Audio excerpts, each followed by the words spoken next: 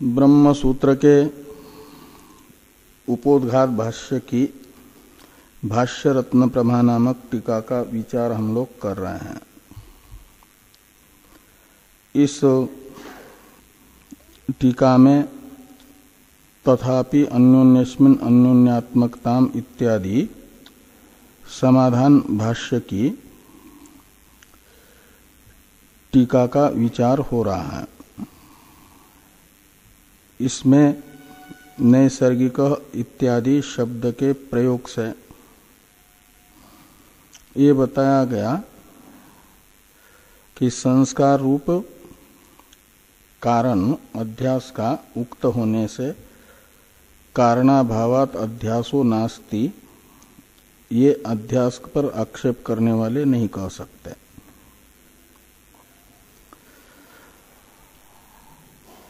और अध्यास के उपादान कारण को बताते हुए कहा गया, ये जो मिथ्या ज्ञान निमित्त पद है, इसमें निमित्त शब्द उपादान अर्थ में है। मिथ्या ज्ञान में मिथ्या च तद अज्ञानं च इति मिथ्या ज्ञानम, ये कर्मधारय समास है। और मिथ्या अज्ञान है निमित्त यानी उपादान जिसका, उसे कहा जाता है मिथ्या अज्ञान निमित्त, लोक व्यवहार शब्दित अध्यास मिथ्या अज्ञान उपादानक है। तो मिथ्या अज्ञान उपादानक लोक व्यवहार शब्दित अध्यास है, तो वहां पर उपादान शब्द का ही सीधा सीधा प्रयोग करते भाष्यकार भगवान, तो हो जाता निमित्त पद का प्रयोग क्यों किया उपादान के लिए। इस शंका का निराकरण करते हुए कहा गया कि अज्ञान तो उपादान ही है, तो भी उसके लिए उसमें निमित्तत्व भी है। उपादानत्वेपि अज्ञानस्य निमित्तत्वम इति द्योतयितुम निमित्त पदम, ये कहा। और निमित्तत्व कैसे हैं, तो कहा आवरक होने से उसमें दोषत्व है, और दोष उपादान कारण नहीं होता, निमित्त कारण होता है। तो आवरकत्वेन दोष रूपता होने से निमित्तत्व भी है। और अहंकार अध्यास करता जो परमेश्वर, उसकी उपाधि भी अज्ञान है, इसलिए कर्ता तो होता है निमित्त कारण। तो कर्ता रूपी निमित्त का ईश्वर में कर्तृत्व का उपाधि भी अज्ञान होने के कारण भी उसे निमित्त कहा गया। और अध्यास के प्रति निमित्त जो संस्कार कर्म तथा कालादि है, उनके प्रति परिणामी उपादान भी अज्ञान होने से अज्ञान को निमित्त कहा गया, ये बताया गया। अब एक शंका है कि आत्मा तो असंग है, स्वयं प्रकाश असंग आत्मा है, उसमें अज्ञान रूपी अविद्या का संग कैसे होगा, अविद्या के साथ उसका संसर्ग अध्यास कैसे होगा, और अविद्या का स्वरूप अध्यास तथा संसर्ग अध्यास आत्मा में कैसे होगा, वह असंग होने से। ये शंका बताई जा रही है कि स्वप्रकाश आत्मनि असंगे कथम अविद्या संग। तो आत्मा तो स्वयं प्रकाश असंग है, उसमें अविद्या संग कथम, अविद्या का स्वरूप अध्यास तथा संसर्ग अध्यास कैसे होगा, और अविद्या के साथ आत्मा का संसर्ग अध्यास कैसे होगा। और संसर्ग मानेंगे अविद्या के साथ, तो असंगता श्रुति प्रतिपादित बाधित हो जाएगी, उसका विरोध होगा। ये शंका करने वाले का अभिप्राय है। तो ये कहते हैं कि संस्कारादि सामग्री अभावात, तो ये जो अविद्या संग है उसका कारणभूत संस्कार और उपादान कारण आदि जो सामग्री है, निमित्त कारण संस्कार, कर्म काल और उपादान कारण अविद्या। अविद्या तो एक है और उसी का भी अध्यास होना है, तो उसके अध्यास में परिणामी उपादान कारण कोई दूसरा होना चाहिए ना अध्यास का, ये शंका होती है। तो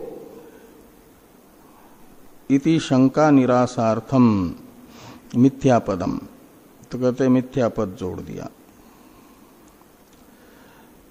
अज्ञान का विशेषण, मिथ्या ज्ञान निमित्त में मिथ्या ये अज्ञान का विशेषण है ना, तो मिथ्या ये विशेषण होने से अर्थ निकलेगा कि संस्कारादि सामग्री के अभाव दशा में भी और अधिष्ठान आत्मा के असंग होने पर भी अविद्या का स्वरूप अध्यास तथा संसर्ग अध्यास आत्मा के साथ हो सकता है, ये दिखाने के लिए मिथ्यापद का प्रयोग है। कैसे? तो कहते इस प्रकार कि आदित्य में अंधकार का लेश भी नहीं है, लेश मात्र भी संबंध नहीं है ना। आदित्य तो प्रचंड प्रकाश स्वरूप है और उसमें कहीं से भी कहीं लेश मात्र अंधकार नहीं है, लेकिन ये जो क्या कहा जाता है उसे, तो यहां संस्कृत में कहा जा रहा है पेचक, किसमें गुजराती में भी, ये जो रात दिन में नहीं दिखता है जिस पक्षी को, उल्लू, उल्लू को दिन में नहीं दिखता है ना, हाँ तो हिंदी में उल्लू कहते हैं।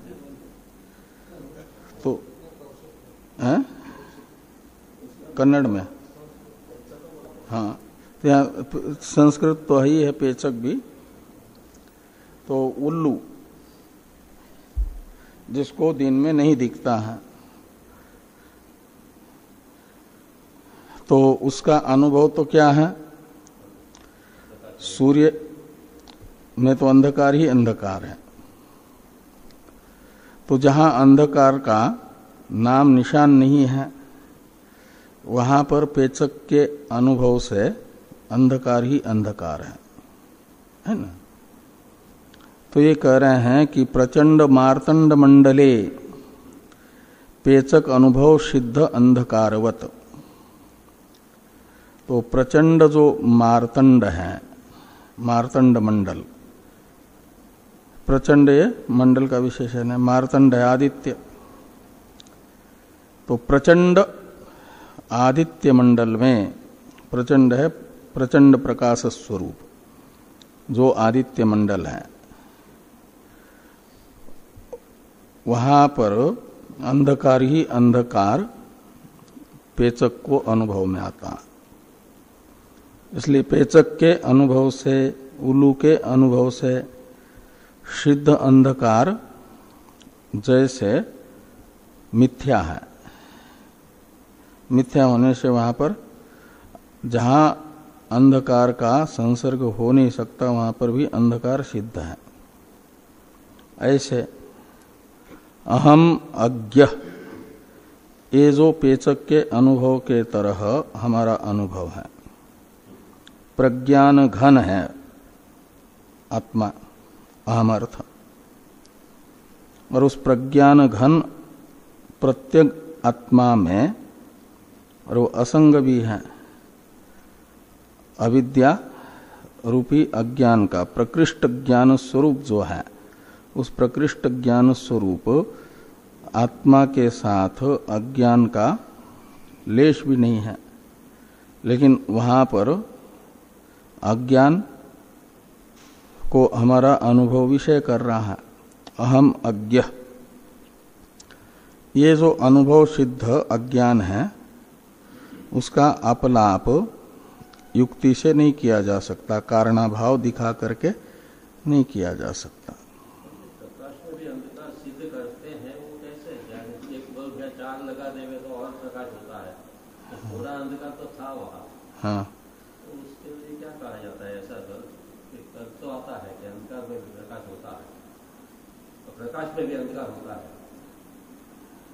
हाँ। यहाँ प्रकाश ही है, ऐसे दो बल्ब और लगाएंगे तो और प्रकाश होगा, तो उतना अंधकार कम हुआ, प्रकाश बढ़ गया, लेकिन उतना अंधकार कम हुआ।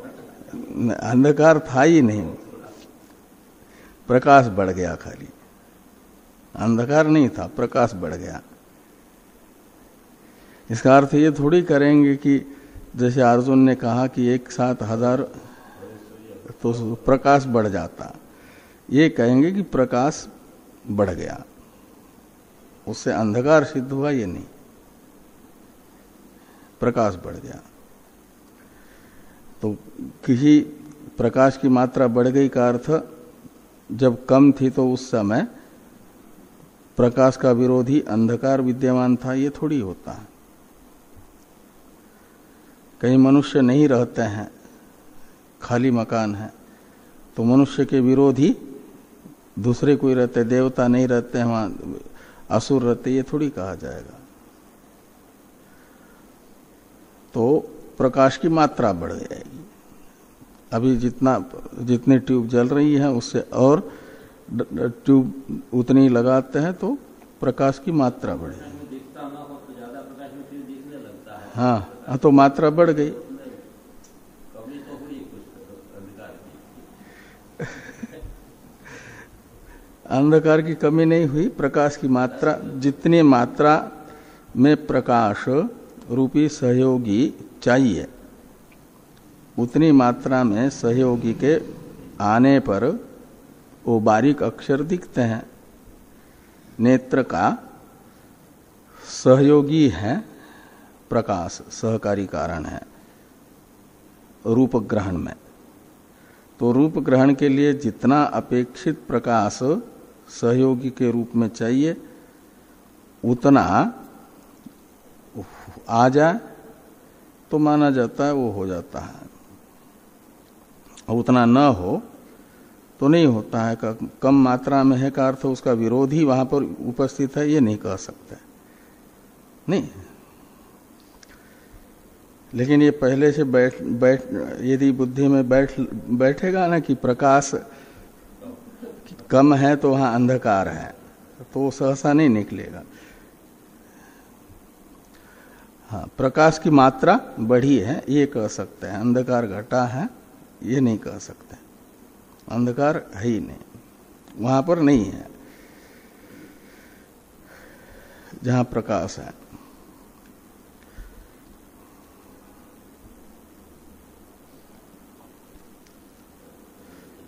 तो क्या नाम है, कहाँ गया, अहम अज्ञ इति अनुभव सिद्धम अज्ञानम दुरपनवम।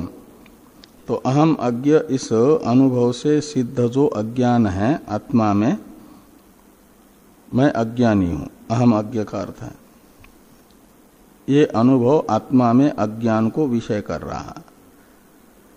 इसलिए आत्मा में अज्ञान का निराकरण नहीं किया जा सकता।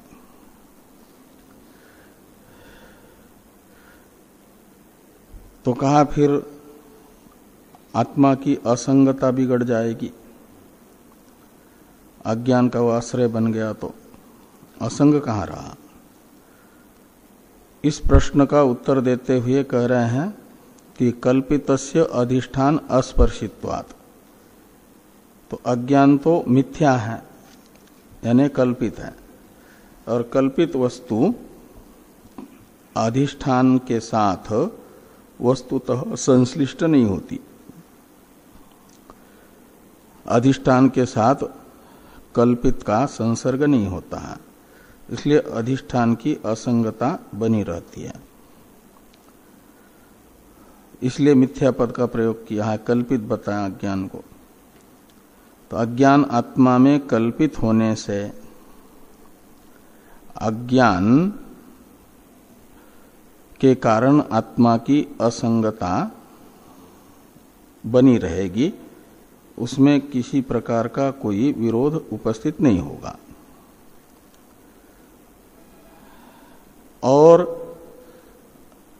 एक हेतु बताते हैं कि नित्य स्वरूप ज्ञानस्य अविरोधित्वाच्च, तो कहा अंधकार और प्रकाश के तरह ज्ञानाज्ञान का परस्पर विरोध है, और आत्मा तो ज्ञान स्वरूप है, प्रज्ञान घन है। तो ज्ञान स्वरूप आत्मा में अज्ञान कैसे रहेगा विरुद्ध होने से। तो कहते हैं जो स्वरूपभूत अज्ञान है, ज्ञान है, स्वरूपभूत ज्ञान का अज्ञान के साथ कोई विरोध नहीं है, वो तो अधिष्ठान है, अज्ञान को सत्ता स्फूर्ति देता है। इस अभिप्राय से लिखते हैं कि नित्य स्वरूप ज्ञानस्य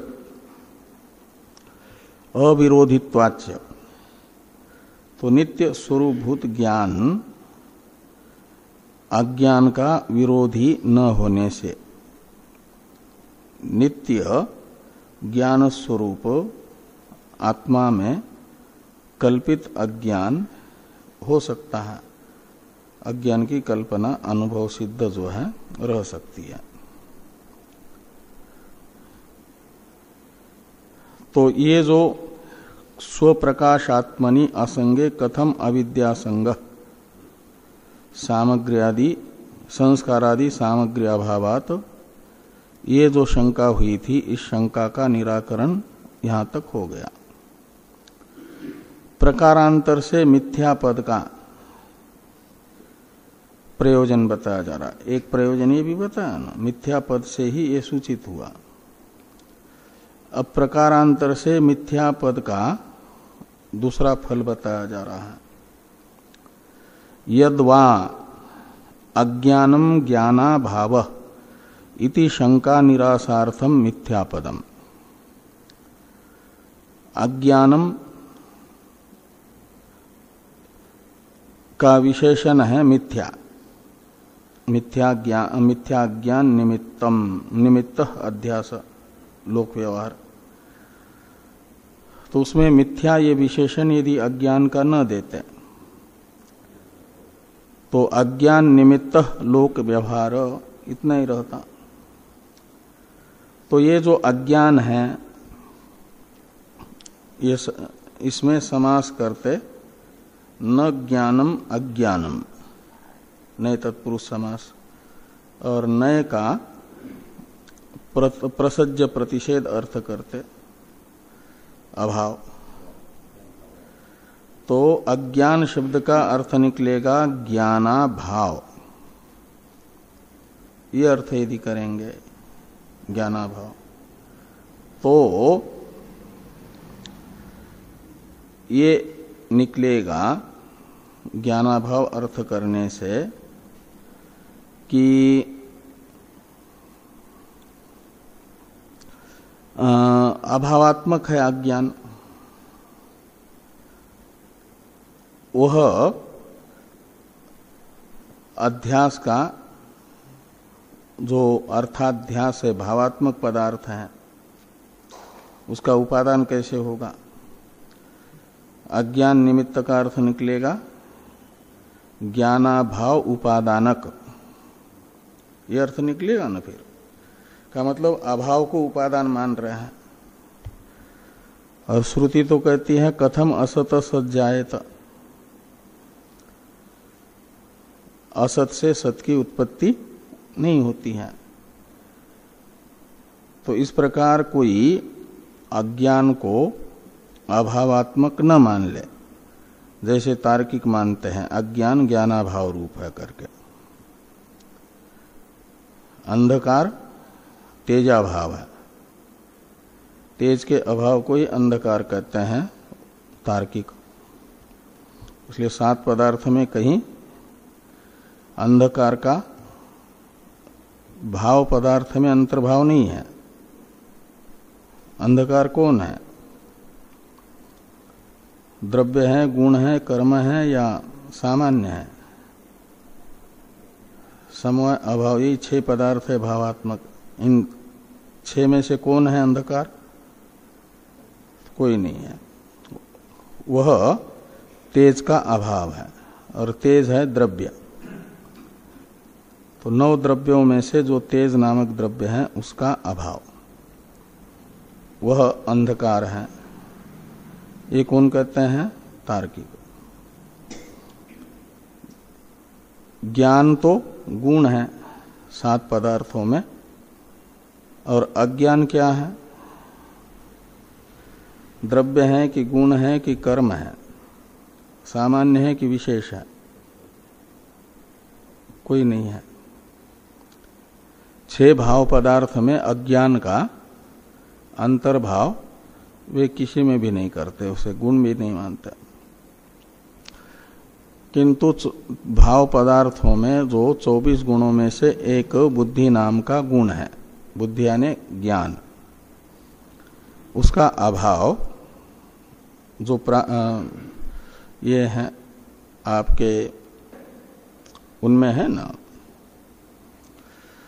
4 प्रकार का अभाव 7 पदार्थों में एक अभाव नाम का पदार्थ है, उसके अवान्तर 4 भेद है। तो ज्ञान गुण का अभाव ही अज्ञान है, ये तार्किक मानते हैं। ऐसे मिथ्या पद यदि नहीं देंगे और अज्ञान निमित्त नैसर्गिको अयम लोक व्यवहार, हाँ त्रिगुणात्मिका प्रकृति है, तो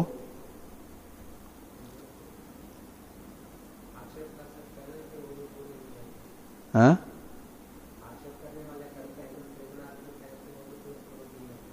वो भी कौन कहते हैं? हाँ, आक्षेप पूरा समझ में नहीं आया क्या कहना चाहता है। हाँ हाँ हाँ, लेकिन वो गुण 24 गुण नहीं है उनके। ये जो वैशेषिकों के जो गुण हैं, सत्व, रूप, रस, गंध, स्पर्श, वो नहीं है। और वे ये सत्व, रज, तम त्रिगुणात्मक अज्ञान को मानते भी नहीं है, वेदांती मानते हैं। वे तो मानेंगे न ज्ञानम अज्ञानम ज्ञानाभाव इत्यर्थ, ऐसा कहेंगे उनकी अपनी मान्यता के अनुसार। और ये जो शंका होगी, फिर अज्ञान निमित्त का अर्थ निकलेगा ज्ञानाभाव उपादानक अध्यास, ज्ञानाभाव उपादानक अध्यास है। तो कथम असत सज्जायत, इस श्रुति का विरोध होगा। तो श्रुति विरुद्ध ये अध्यास का वर्णन होगा। इस प्रकार की शंका का समाधान करने के लिए मिथ्या पद का प्रयोग किया है। अज्ञान का विशेषण मिथ्या को बताया। अज्ञान ज्ञानाभावात्मक नहीं है, अपितु मिथ्या है। और मिथ्या का अर्थ अभाव नहीं है, और बिल्कुल वो सद भी नहीं है, किंतु अनिर्वचनीय है, सद असद विलक्षण कल्पित, ये अर्थ निकलेगा, अभाव नहीं कहा जाएगा। तो अज्ञानम ज्ञानाभाव इति शंका निरासार्थम मिथ्यापदम, ये मिथ्यापद दिया है विशेषण अज्ञान का। तो अज्ञान का लक्षण क्या होगा फिर? तो अज्ञान के लक्षण बताए जा रहे हैं कि मिथ्यात्वे सति साक्षात ज्ञान निवर्त्यत्वम अज्ञानस्य लक्षणम। मिथ्या ज्ञान पदेन उक्तम, मिथ्या ज्ञान निमित्त, यहाँ पर अध्यास का उपादान कारणभूत जो अज्ञान है उसका लक्षण बताया गया। मिथ्यात्वे सति साक्षात ज्ञान निवर्त्यत्वम अज्ञानस्य लक्षणम। अब ये जो अज्ञान का लक्षण हुआ, इसमें मिथ्यात्व है विशेषण, साक्षात ज्ञान निवर्त्यत्व है विशेष्य। दो दल है ना, विशेषण दल, विशेष्य दल। इन दलों का पदकृत्य बता रहे हैं, प्रयोजन बता रहे हैं कि ज्ञानेन इच्छा प्राग अभाव साक्षात निवर्त्यते इति वदंतम प्रति मिथ्यात्वे सति इति उक्तम। तो ज्ञान इच्छा के प्राग अभाव का निवर्तक है। जिस पदार्थ की इच्छा हुई वह पदार्थ प्राप्त हुआ, उतने मात्र से इच्छा तो निवृत्त होगी, लेकिन दोबारा उस पदार्थ की इच्छा नहीं होगी ये नहीं कह सकते। लेकिन आत्मज्ञान हो जाए यदि, तो फिर इच्छा रहती ही नहीं। आत्मज्ञानी का स्थित प्रज्ञ का पहला लक्षण है प्रजहाति यदा कामान सर्वान पार्थ मनोगतान। तो मनोगत समस्त कामनाओं की आत्यंतिक निवृत्ति, प्रहाण यानी आत्यंतिक निवृत्ति। तो प्राग अभाव तो माना जाता है उत्पत्ति से पहले अभाव को प्राग अभाव कहते हैं। आत्मज्ञान से इच्छा आत्मज्ञान के बाद आत्मज्ञानी के अंदर होती ही नहीं है, तो सर्वथा इच्छा रहित हो गया आत्मज्ञानी, तो फिर इच्छा का प्राग अभाव भी नहीं रहा, उस प्राग अभाव की भी निवृत्ति हो गई। किससे? आत्मज्ञान से। तो आत्मज्ञान इच्छा प्राग अभाव का साक्षात निवर्तक है। ज्ञान से इच्छा प्राग अभाव का निवर्तन होता है, साक्षात निवृत्ति होती है।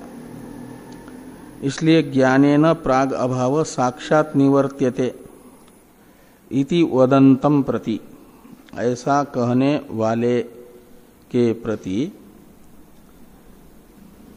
केवल ज्ञान, यदि अज्ञान का लक्षण इतना ही करेंगे, साक्षात ज्ञान निवर्त्यत्वम अज्ञानस्य लक्षणम, मिथ्यात्व ये विशेषण नहीं देंगे, तो लक्षण किया अज्ञान का चला जाएगा इच्छा के प्राग अभाव में, अतिव्याप्ति हो जाएगी। प्राग इच्छा का प्राग अभाव तो अज्ञान नहीं है ना, वो तो अभाव स्वरूप है। अज्ञान तो अभाव स्वरूप नहीं है, और प्राग अभाव तो अभाव है इच्छा का, वह ज्ञान से निवृत्त होता है। ऐसा मानने वाले के अनुसार यदि साक्षात ज्ञान निवर्त्यत्वम, इतना ही लक्षण रहेगा अज्ञान का विशेष्य दल मात्र, तो ये इच्छा के प्राग अभाव में लक्षण चला जाएगा, अतिव्याप्ति होगी। इसके लिए मिथ्या पद ये विशेषण दिया है। ये कहते हैं मिथ्यात्वे सति इति उक्तम, ये मिथ्या विशेषण है। ये इच्छा का प्राग अभाव साक्षात ज्ञान निवर्त्य तो है, लेकिन मिथ्या नहीं है, वह अभाव रूप है। ये नहीं कि उसका भावत्वेन अभावत्वेन निरूपण न होता हो, अभावत्वेन रूपेण निर्वचनीय है, वो अनिर्वचनीय नहीं है, इसलिए मिथ्या पद है। अब आगे कहते हैं अज्ञान निवृत्ति द्वारा ज्ञान निवर्त्य बंधे अतिव्याप्ति निरासाय साक्षातीति। कहते मिथ्यात्वे सति ज्ञान निवर्त्यत्वम, इतना ही लक्षण करो अज्ञान का। मिथ्यात्वे सति ज्ञान निवर्त्यत्वम, ये साक्षात पद को हटा दो, लक्षण वाक्य में रखने की जरूरत नहीं है। तो कहते मिथ्यात्वे सति ज्ञान निवर्त्यत्वम, इतना ही लक्षण रखेंगे साक्षात पद के बिना, तो बंध में ये लक्षण चला जाएगा अज्ञान का। बंध है कर्तृत्वादि अर्थाध्यास, ये बंधन है ना कर्तृत्वादि, वो भी आत्मज्ञान से निवृत्त होता है। आत्मज्ञान निवृत्त करता है इस कर्तृत्व आदि बंधन के उपादान कारणभूत अज्ञान को, और अज्ञान के निवृत्त होने से बंध भी निवृत्त होता है। हाँ, तो ज्ञान से सीधा बंध निवृत्त नहीं हो रहा है, अज्ञान निवृत्त होने से बंध निवृत्त हो रहा है, कर्तृत्वादि बंध। और साक्षात पद नहीं देंगे तो बंधन मिथ्या भी है अज्ञान के तरह, उसमें मिथ्यात्व भी है और ज्ञान निवर्तित्व भी रहा। तो मिथ्यात्वे सति ज्ञान निवर्त्यत्वम, अज्ञान का लक्षण बंध में चला जाएगा, जो अज्ञान का कार्य है। अज्ञान सीधा नहीं, अज्ञान का कार्य है, अतिव्याप्ति हो जाएगी, इसलिए साक्षात ये पद जोड़ दिया है। इस अभिप्राय से लिखते हैं कि अज्ञान निवृत्ति द्वारा ज्ञान निवर्त्य बंधे अतिव्याप्ति निरासाय साक्षात इति।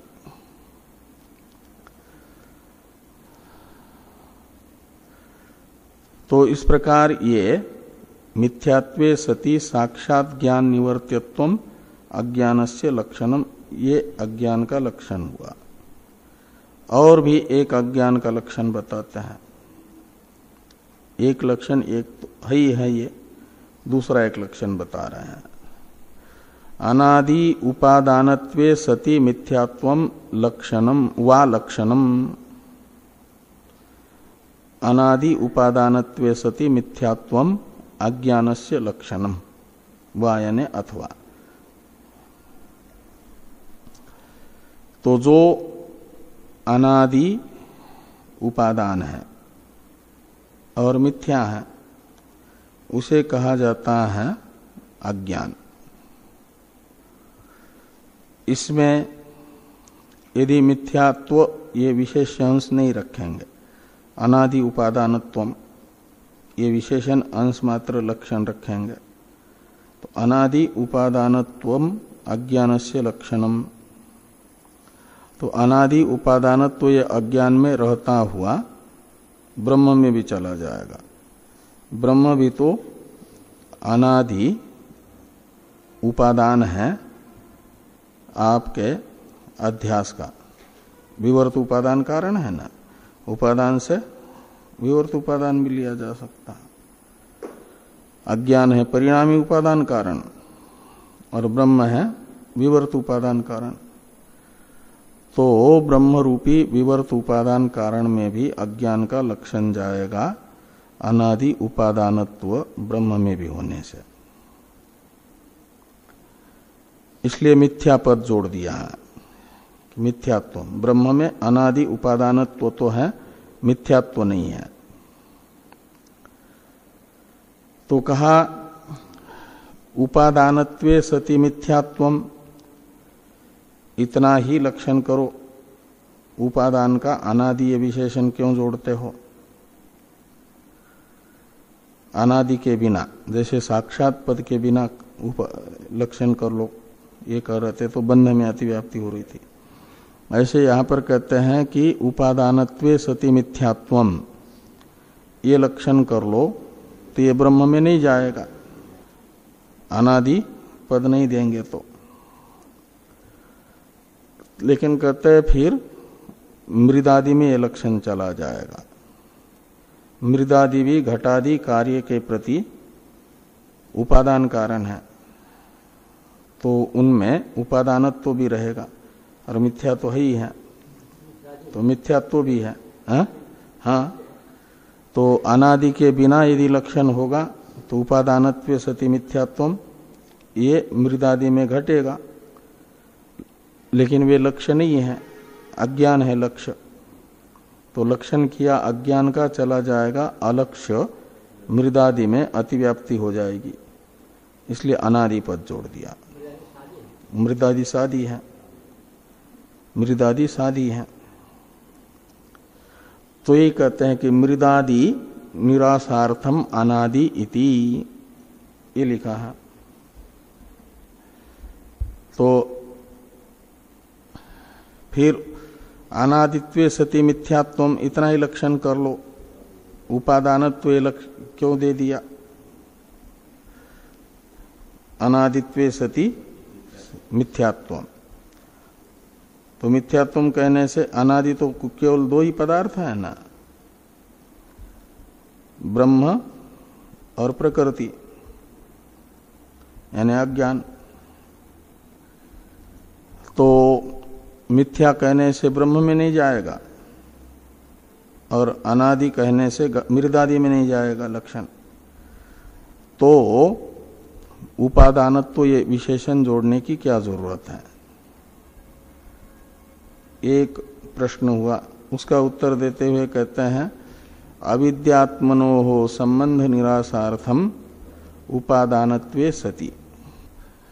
वेदांत में अतः षड अस्माकम अनादय, 6 अनादि पदार्थ हैं। अविद्या, ब्रह्म, जीव और ईश्वर और उनका आपस में संबंध, जीव ईश्वर का भेद, ये सब अनादि है। षड अस्माकम अनादय। तो ये जो आत्मा और अविद्या अज्ञान इनका संबंध है, ये भी अनादि है ना। तो अनादि होने से उपादान पद यदि नहीं देंगे, अनादित्वे सति मिथ्यात्व, तो आत्मा और अविद्या का संबंध अनादि भी है और मिथ्या भी है। तो अनादित्वे सति मिथ्यात्वम, ये अज्ञान का लक्षण ब्रह्म आत्मा तथा अविद्या के संबंध में भी रहेगा, अतिव्याप्ति हो जाएगी। इसलिए वहां पर उपादानत्व ये पद जोड़ना भी जरूरी है, अनादि उपादानत्वे सति। तो ये अविद्या आत्म संबंध अनादि होने पर भी उपादान नहीं है, उसमें लक्षण नहीं जाएगा, ये निर्दोष लक्षण हो जाएगा अनादि उपादानत्वे सति मिथ्यात्व, ये कहते हैं। तो इस प्रकार ये अध्यास का अस्तित्व बताया गया। अध्यास नहीं है ये नहीं कहा जा सकता। अध्यास नहीं है ये क्यों कहते हो? अयुक्त होने से, अभान होने से, या कारण न होने से, तो तीनों विकल्पों का निराकरण कर दिया। अयुक्तत्वात् तो इष्टापत्ति मान करके स्वीकार किया, अभान को अयम पद के द्वारा निवृत्त कर दिया। अध्यास का अनुभव हो रहा है, बता अनुभव सिद्ध है अध्यास। और कारणाभावात को नैसर्गिक पद से और मिथ्या ज्ञान निमित्त इन पदों से हटा दिया। निमित्त कारण भी है उसका, उपादान कारण भी है, ये बता करके। इसलिए आत्मानात्मा का अध्यास नहीं हो सकता है, ये कहना साहस मात्र होगा। अध्यास आत्मानात्मा का होता है, ये इतना मात्र बता। अब ये जो अध्यास होता है, ये अध्यास का अस्तित्व सिद्ध किया ना, उसे और सुदृढ़ करने के लिए वो बताया जा रहा है अध्यास का अभिनय, अभिलाप करके बताया जा रहा, अभिनय करके कि संप्रति अध्यासम दृढ़यितुम अभिलपति अहम इदम ममेदम, इसका अवतरण है अहम इदम ममेदम का, कि संप्रति अध्यासम दृढ़यितुम अभिलपति। अध्यास की जो का अस्तित्व बताया गया उसको दृढ़ करने के लिए, दृढ़ अस्तित्व दिखाने के लिए उसका अभिलाप करते हैं, बताते हैं कैसा होता है करके आत्मानात्मा का अध्यास। कि अहम इदम मम इदम इति, तो अहम इदम मम इदम, इसमें इदम शब्द से लेना है संघात को, कार्यकरण संघात को। तो अहम इदम का अर्थ है अहम मनुष्य, इदम शब्द से मनुष्य आदि संघात को लेना। तो अहम मनुष्य, ऐसा अध्यास होता है। मनुष्य इदम शब्द से ग्राह्य जो है अनात्मा है, युष्मत् प्रत्यय गोचर है, और अहम शब्द से ग्राह्य आत्मा है, अस्मत् प्रत्यय गोचर। इन दोनों का तादात्म्य अध्यास अनुभव में आ रहा है।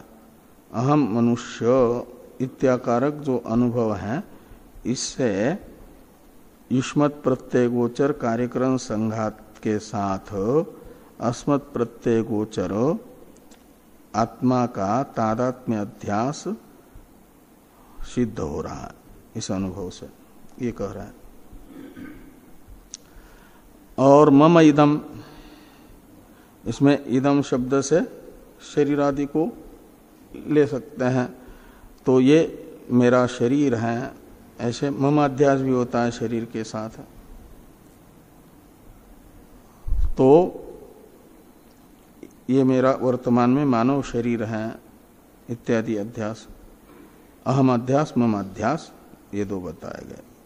अहम मनुष्य इत्यादि से तादात्म्य अध्यास बताया गया, और मम इदम इससे बताया गया स्वरूप, क्या नाम, संसर्ग अध्यास, ये कह रहे हैं। ये आगे आ रहा है, देखिए टीका को। आध्यात्मिक कार्याध्यासेषु अहम इति प्रथमो अध्यास। तो आध्यात्मिक कार्याध्यास अनेक है। अहम अभिमान का विषयभूत जो कार्यकरण संघात, स्थूल शरीर सूक्ष्म शरीर, इसमें कार्य रूप ही अहंता के अलमन बन जाते हैं ना। स्थूल कार्य रूप है स्थूल शरीर, और सूक्ष्म कार्य रूप है करण शब्दित सूक्ष्म शरीर। सूक्ष्म शरीर में मन, प्राण और 10 इंद्रियां, ये सब है ना। तो ये सब के सब कार्य रूप हैं, और इन सब को शरीर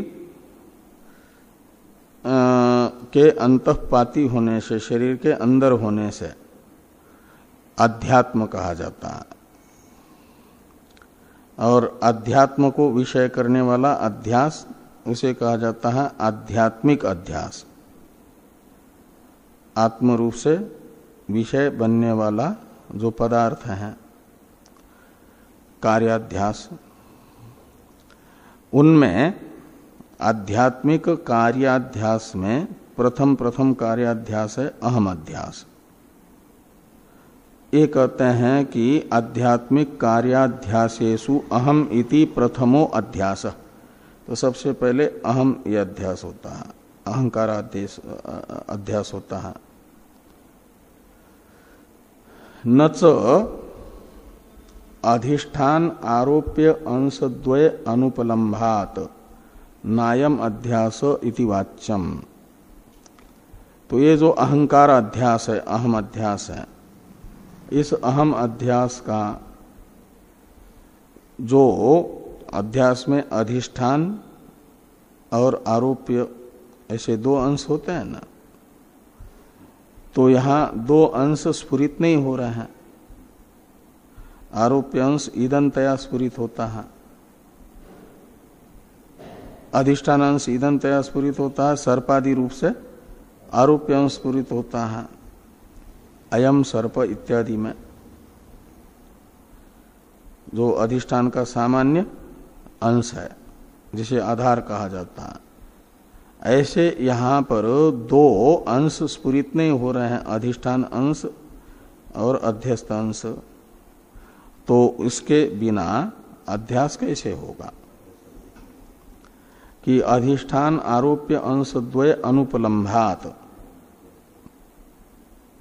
तो यहां मैं मनुष्य हूं इत्यादि में अधिष्ठान अंश तथा आरोप्य अंश की उपलब्धि न होने से अयम अध्यास न, यानी अहम अध्यासो न, ये जो प्रथम अध्यास बता रहे हो अहम अध्यास होता है करके, वह नहीं हो पाएगा। इति नच वाच्यम, ऐसा यदि कहते हैं तो कहते ये कहना नहीं चाहिए आपको। क्यों? तो कहते जैसे अयोदहति, यहां पर भी अधिष्ठान अंश अध्यस्त अंश द्वय प्रतीत नहीं हो रहे हैं,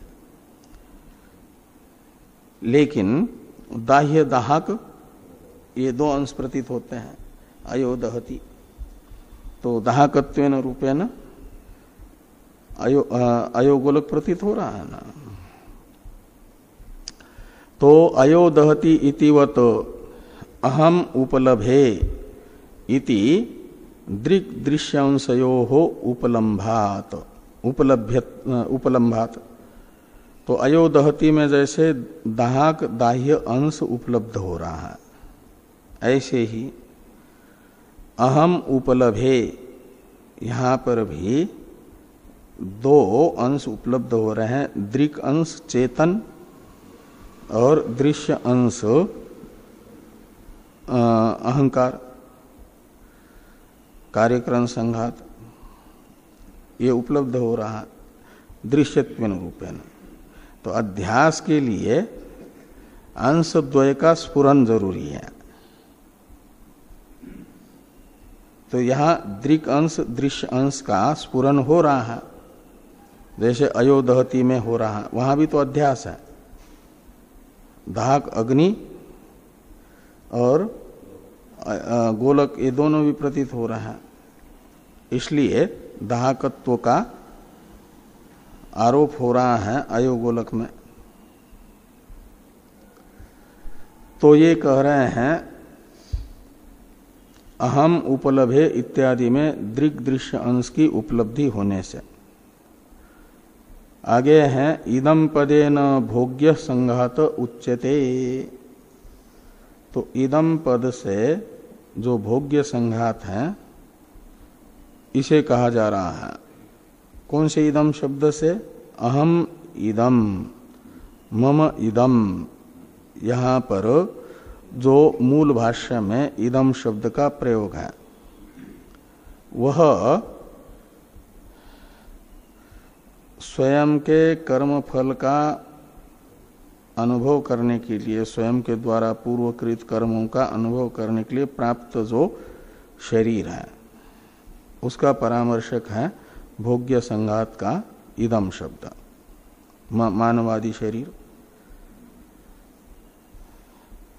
और अहम तो आगे इसलिए क्या होगा कि अहम इदम इति अनेन मनुष्यो अहम इति तादात्म्याध्यासो दर्शित। तो अहम इदम इस वाक्य से तादात्म्याध्यास को बताया गया और उसका स्वरूप है मनुष्यो अहम, ये तादात्म्याध्यास। और मम इदम शरीरम इति संसर्गाध्यास दर्शित, ऐसा लगाना। तो मम इदम इस वाक्य के द्वारा संसर्गाध्यास को भाष्यकार भगवान बता रहे हैं। तो तादात्म्याध्यास और संसर्गाध्यास, इन दो प्रकार के अध्यास को बताने के लिए अहम इदम मम इदम शब्द प्रयोग है, ये कह रहे हैं। अब एक शंका होती है कि अनात्म इदम शब्द से ग्राह्य जो संघात है, कार्यकरण संघात, और अहम शब्द से ग्राह्य जो आत्मा, तो आत्मा का कार्यकरण संघात के साथ तो तादात्म्य संबंधी होता है, इसलिए तादात्म्याध्यास ही तो संसर्गाध्यास है। इन दोनों में क्या भेद है, ये पूछा जा रहा है कि ननु देहात्मनो तादात्म्यम एव संसर्ग इति तयोः को भेद इति चेत। ननु यानी आशंका है कि देह आत्मनो, देह और आत्मा इन दोनों का तादात्म्यम एव संसर्ग, तो तादात्म्य ही तो संबंध है शरीर आत्मा का परस्पर, तादात्म्य संसर्ग है। तो तयो को भेद, यहाँ तादात्म्य अध्यास और संसर्ग अध्यास ऐसे दो बता रहे हो, इन दोनों में क्या भेद है तादात्म्य में और संसर्ग में? इति चेत, ऐसी यदि शंका कोई करें तो कहते हैं सत्यम, ठीक कह रहे हो, लेकिन तादात्म्य और संसर्ग में थोड़ा अवान्तर भेद बता रहे हैं, जिसका यहां अहम इदम से तादात्म्य अध्यास जिससे स्पष्ट हो और मम इदम से संसर्ग अध्यास हो स्पष्ट, इसलिए दोनों का अवान्तर भेद बताते हैं कि तादात्म्य तो है सत्ताइक्ये सति मिथो भेद तादात्म्यम, ये तादात्म्य है कि सत्ता एक होने पर भी परस्पर भेद होता है, तादात्म्य सत्ताइक्य विशिष्ट परस्पर भेद तादात्म्य कहलाता है। तत्र मनुष्यो अहम इति ऐक्य अंश भानम, तो तत्र यानी तादात्म्य, तो तादात्म्य अध्यास होने पर ऐक्य अंश का भान होता है। तादात्म्य में मनुष्यो अहम, ये तादात्म्य अंश का भान हो रहा है, और ये मनुष्य शब्दित संघात और अहम अर्थ, इन दोनों की सत्ता एक होते हुए भी परस्पर भेद है। कार्यकरण संघात की तो अलग सत्ता ही नहीं है ना, आत्मा में कल्पित है, कल्पित की सत्ता अधिष्ठान की सत्ता से अलग नहीं होती, तो सत्ता ऐक्य होते हुए परस्पर भेद है, इसलिए तादात्म्य माना जा रहा है आत्मानात्मा का। उसमें से तादात्म्य में से जो ये है सत्ता ऐक्य रूप अंश है, वह प्रतीत होता है मनुष्यो अहम, यहां पर स्पष्ट रूप से संसर्ग का सत्ता ऐक्य रूप अंश प्रतीत हो रहा है तादात्म्य का। और मम इदम शरीरम इत्यादि में, मम इदम इत्यादि में भेद अंश जो है तादात्म्य का, उसका भान स्पष्ट है। तो तादात्म्य के दो अंश हैं, तो विशेषण अंश जो सत्ता ऐक्य सती, ये अहम मनुष्य इत्यादि में स्पष्ट है, अभिव्यक्त होता है। और तादात्म्य का जो भेद अंश है वह मम शरीरम यहां पर स्पष्ट होता है। इसलिए यहां पर यह कहा जा रहा है कि मम इदम ये संसर्ग अंश है, संसर्गाध्यास है, और अहम मनुष्य यह तादात्म्य अध्यास है। यद्यपि तादात्म्य ही संसर्ग है, लेकिन संसर्ग का भान थोड़ा भेद को स्पष्ट करता है कि अहम मनुष्यो अहम इति ऐक्यांश भानम और मम इदम इति भेद अंश रूप संसर्ग भानम इति भेद, ये अवान्तर भेद हुआ। एवं सामग्री सत्वात् अनुभव सत्वात् अध्यासो अस्ति इत्यतः ब्रह्म ऐक्ये विरोधाभावेन विषय प्रयोजनयोः सत्वात् शास्त्रम आरंभणीयम इति सिद्धांत भाष्य तात्पर्यम तथापि से लेकर के नैसर्गिको अयम लोक व्यवहार, ये सिद्धांत भाष्य है ना, इस सिद्धांत भाष्य का ये तात्पर्य हुआ क्या कि अध्यास की सामग्री विद्यमान होने से और अध्यास का अनुभव होने से अध्यास आत्मानात्मा का होता है, ये निश्चित होगा। अध्यासो अस्ति, उसका कारण भी है और अनुभव भी हो रहा है। अतः ब्रह्म तो अध्यास सिद्ध होने से, अतः का अर्थ है अध्यास है ये निश्चित होने से, जो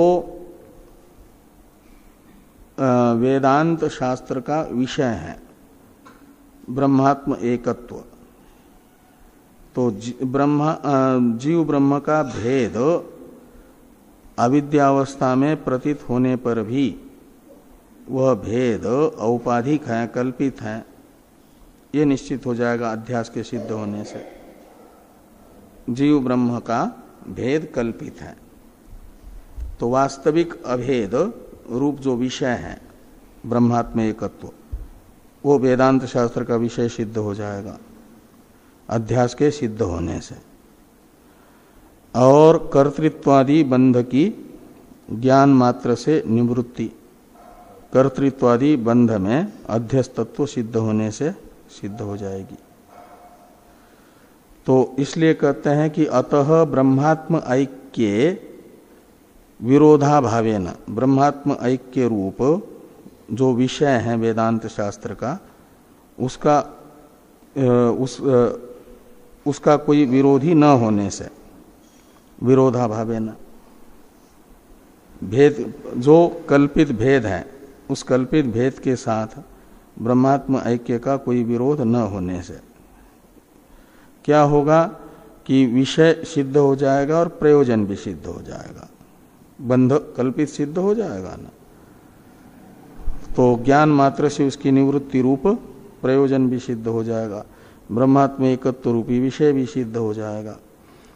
तो विषय प्रयोजनयोः सत्वात्, अनुबंध चतुष्टय अंतपाती प्रधान अनुबंध द्वय विषय और प्रयोजन के सिद्ध होने से, अधिकारी को पहले ही बताया है करके मुमुक्षु, तो शास्त्रम आरंभणीयम इति सिद्धांत भाष्य तात्पर्यम, तो समस्त ज्ञान कांड का तात्पर्य निर्णय अनुकूल विचारात्मक ब्रह्मसूत्र आरंभणीय है, ये निश्चित होता है।